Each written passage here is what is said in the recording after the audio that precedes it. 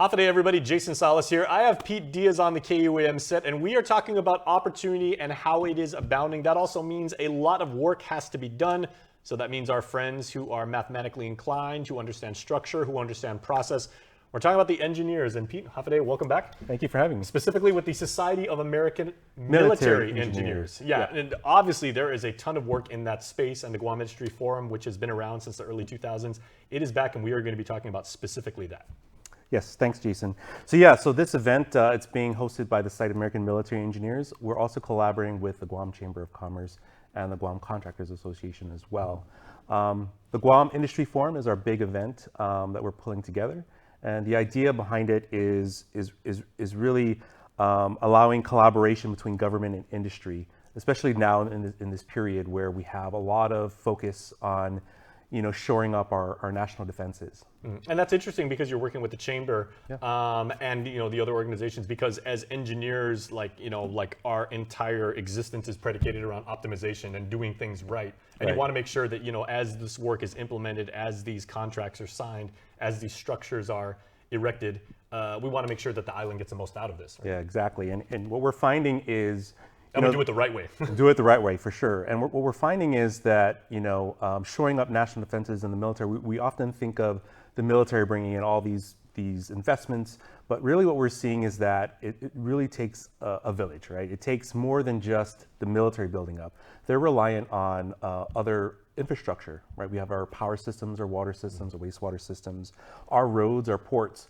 All of those need to be in place, and those all contribute to national defense. And because this is a forum where many very, very smart minds, very big thinkers are all gathering and everything like that, I can only imagine the conversations are going to be very, very deep, very, very focused, but they also cover a variety of topics too. Large number of topics. So one of the some of the critical issues that we're going to be brought up, obviously, in addition to all the opportunities, is obviously there's been a lot of growth. There's been we're seeing a lot of increases in costs, construction, both inside the fence and outside the fence. We're seeing issues with housing, workforce housing, workforce issues, having enough folks to be able to do the construction. And so those are going to be some of the topics that we're going to be talking about. Okay, now it is interesting how we were just saying there, and not at all unjust, we want to make sure that we do the work right, because you don't want to do a shoddy job. Obviously, you want to do it up to code and up to spec. Yes. But with the rising geopolitical tensions, specifically here in the region and everything like that, time is of the essence for this work, right? It is, and so that's kind of what this forum is all about. It's bringing forth all these opportunities for the growth. But also, trying to manage that, because, if things get too expensive, it really is going to impact how much that growth happens. And so we might see shortfalls in funding because it's getting too expensive. And so one of the things that we hope to bring about with this forum is opportunities here from government and here from industry about ways to hopefully improve those issues. For example, the construction cost impacts, for example.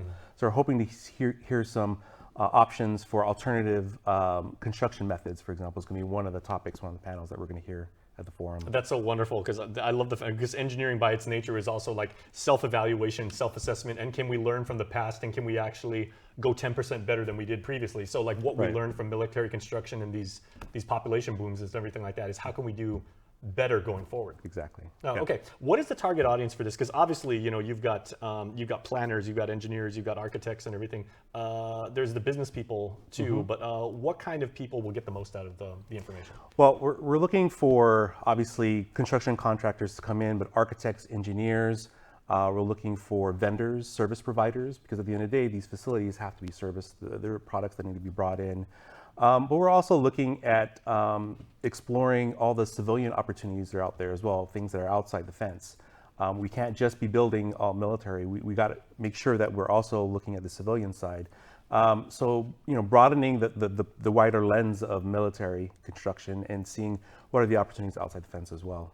And all the ancillary services that go to support that work and everything. Are there still sponsorship opportunities for this? Because there's food vendors, recreational types, like medical companies and everything like that, to support like the people that are working on this kind of thing. We still have a couple of sponsorship available. And you can find all that information on our website, guamindustryforum.com. Okay. Are we still accepting registration, or is it like, TikTok games locked, as we used to say? Like No, there's still registration spots dating still myself. open. Yeah, registration's still available. Again, all that information will be on our website. Okay, and this is going to be the 17th and 18th over at the Hyatt. Beautiful facility, really good information. It's going to be on the 14th and 14th, 15th. 14th and 15th. See, Yeah. this is why I'm not an engineer, right? When it comes to even simple math like that. Right, Okay. 14th, 15th, and then on the 16th, we actually have an optional window tour as well. So actually getting on a bus and driving to some of the potential project sites. So that's going to be available. And I also do want to highlight that we're also doing our annual golf tournament as well. Very nice. That's going to be on the 16th in the afternoon. So we're looking forward to that.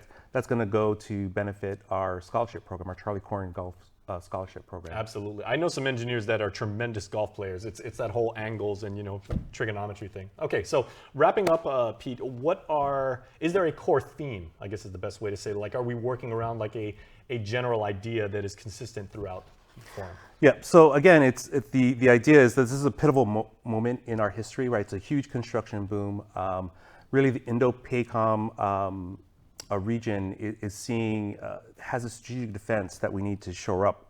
And it's not just Guam, Micronesia, it's really this huge region called Indo-Pacific region.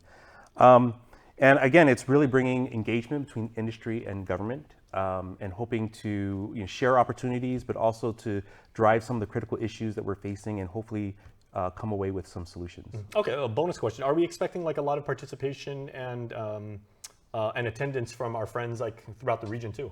Yes, we're having a lot of folks fly in. And then we're trying to also gather some really key speakers as well for our forum.